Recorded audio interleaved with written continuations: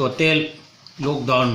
koi manipur sarkar na si chayol amagi mamang dagi chatharakpa sigumba total lockdown sigi awaba thengnagadu mayam dagi kharada oisu koknana baiduna manipur sarkar gi honorable chief minister na napsa gi phangliba ching sing asi leiba leitaba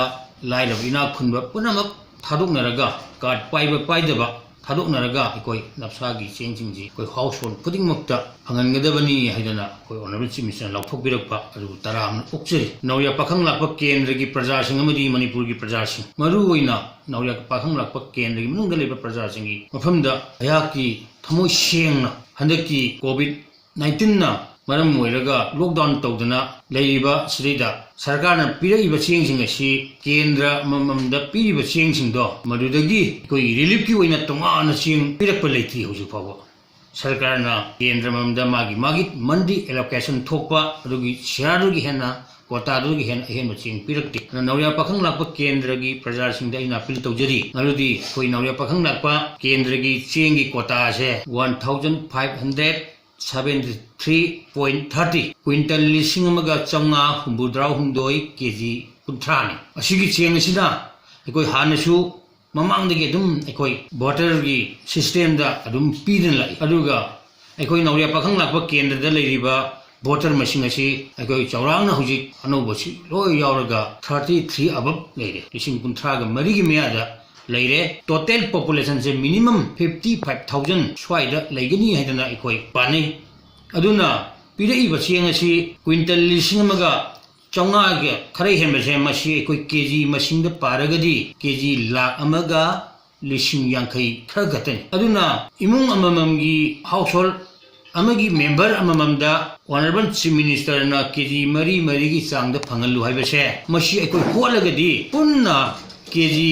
lakh अनिगी मथक्त ओय अदुरदी पिरईबना KG lakh अमग लिसिंग यांखै मुक्तनी अदुरदी KG मरी से कराय से फंगदरिम कोई येनबा ngamdre Kareena population हेलम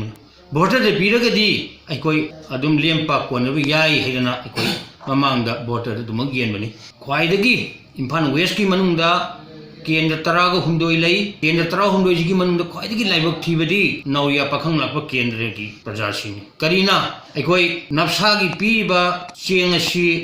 अकोई 86% फंगलु हाइबनी total population दा अदु वरदी अकोई होटप मतमदा नौरिया पाखंग लाप केंद्र दा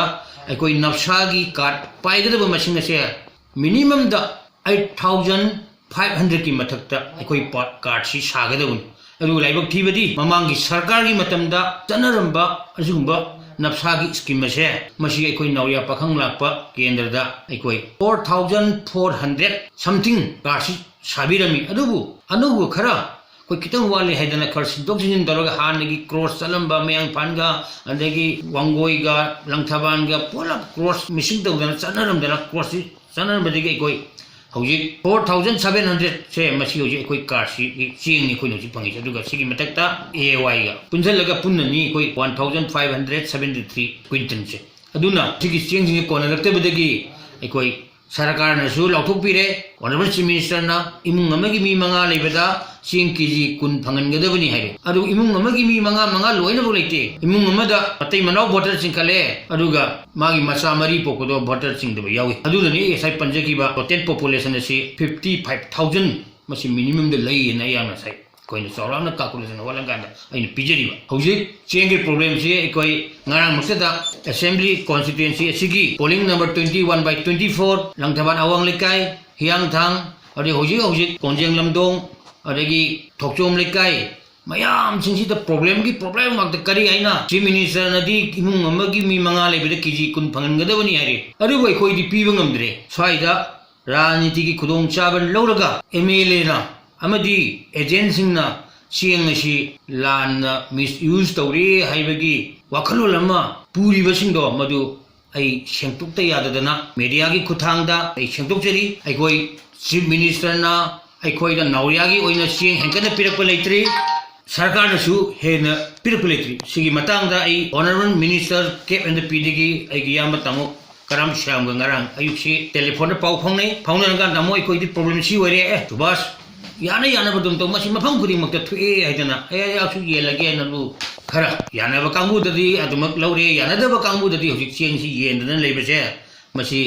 cheng si lobiu honorable chief minister na hen na pigani ha additional khara pigani ha adu pira gadi sapsana ai adum praja da honjage pirak tragadi upai lete miyam na yaba chief minister ni mayam na lobi adubu miyam gi damukta yan biu ai dan ai nauria pakhang la kendra gi mla gi khutang gi honorable chief minister da ai request tawjari wali ba cheng sing PBU CPB dragadi chief minister na haido kiba wafam ngang salanin bagi sarkar su sagotsari ba BJP ki MLA ma woina aina wafam chief minister gi ai wafam da ai media gi khutang da appeal tawjari nauria pakhang la ba kendra praja punamaki mafam su ai koi sarkar siang ai hem pirak palete hana gi siang sidudagi hana piba kota do aduna sab chana koi he na siang pirak ni yen banate aduna handak laiba problem di koi honorable chief minister na su tambi kare kendra sigi manung da leiba yum honga ga no bo hong pa leiba voter di yaw da ba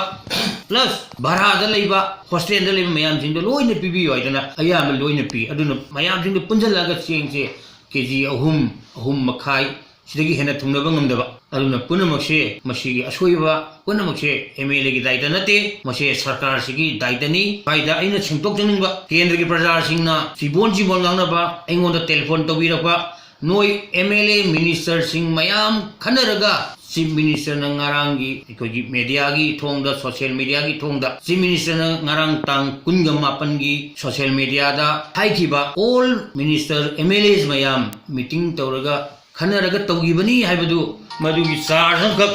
aikoi kendra sigi praja singna agi takta charge tawibadu madu aigi mo nadi wakhal nei sengdok chari adugumba meeting ama tawgani haidana koi chief minister gi office tagi gari dagi sigumba cheng yenthok yinjingi matangda koi khanagani haibagi information engon de piripal legide tawram lagasu madu ai information phangdabni ai yahodre tawbadabu aigi MLA kolip kharada aina hangjarubada siguma ma khanaraga tawge chumbra aidi yahodra madu khanagiba leite MLA 39 tara mo ai hange congress tagi changakpa BJP da support tawba MLA khara yak telephone dange leiti haire BJP ki MLA khara hange khana ba leiti haire adagi amuk NPP ki minister oiba amani ya hange rum khana gi ba leiti haire NPF ki MLA khara su ai hange khana ba leiti haire adu goragadi kamaina khana raga oigi bano masim tangdi ekoi sarkar prime minister ba ekoi gi mathakta lana sanabagi thawong se masi ai magi legi ai thudong na ai sada nungai jeda ba ma phauje kendra gi praja singna प्रजा की मिल होगनी प्रजा की सेवा तगनी न थोक्चरबे कोइसी लान चलनबगी लंबी मखक कोइना लाकपसे मसी पुनमकी लाइबक थिबनी अखोइ मतुंगददी अखोइ थबक अमा तोरमदाइदा we are the all family members और रूलिंग पार्टी जे कोइगी मयाम सिंसे अखोइ मसी खनरगा तोरगदी आइगी मोरेनदी मसी फगदरा हाइबदुना अयाम मीडिया के थोंगदा सरकार पाइबदे यौजरीबा मेंबर मोइना पिल तौजरी लोइनना सरकार सिना लोकलेबा खोंताम कुदिमक आई तराम उक्सरी कोविड 19 ना कोई मथंगी एप्रिल की सेकेंड वीक ऑफ 5 कोई भारत सरकार ने लौथोइबा 21 डेज ओइरबि याई मसिगी येंबिरगा यामद्रबदा 14-15 डेज वाली मसिगी शुभम नोमगी चरा तांजबा नोमगी हाजिर सुरगा दुगी फंगको पैसा दोन चियंग वालगा चाजबा जिक चियंग वालगा एंगम हम लेरक्तबा पैसा लेरगा चियंग हम लेरक्तबा पैसा फुटलगा चाबा याबनति सेन थोंगा चाबा यारनति दुना हौजिकती सेंजाव वाइबसु लाइरबसु लोइनबक चिंजाक के अवाबसे मायोक नगदरबसे मसी कोहननबा गवर्नमेंट चिफ मिनिस्टर मसी स्टेप मसी खोंथांग जे ai local ningi hojik piri basi ngasi mi yemana ching kg mari base chara nipan digi hena sabang mo chara nipan je mari ni katani adu regi le mauri bon mi tarani che yai phunana ba chief minister ki puning ching chinjari loinana nauya kendra ki pradar singna si aina media ki thong de santok chiri base mumutta na ni nabiraga koi sing lowda dana leriba asida ye liba kho liba punamakto thajabidana ching si lobiu ching si pi de ba yaroi ching ase kg manga mari ki changda imung manga nung amada mi manga lebre kg kun pi de ba yaroi haidana tawragadi chief minister की थोंगान दे लेपिरुरो नौया केंद्र की MLA नदी मसी पीबंगमद्रे आइतना आई नौया केंद्र प्रजा जी की मफम दई आई की थमुगी अशेंबा appeal से तवजरी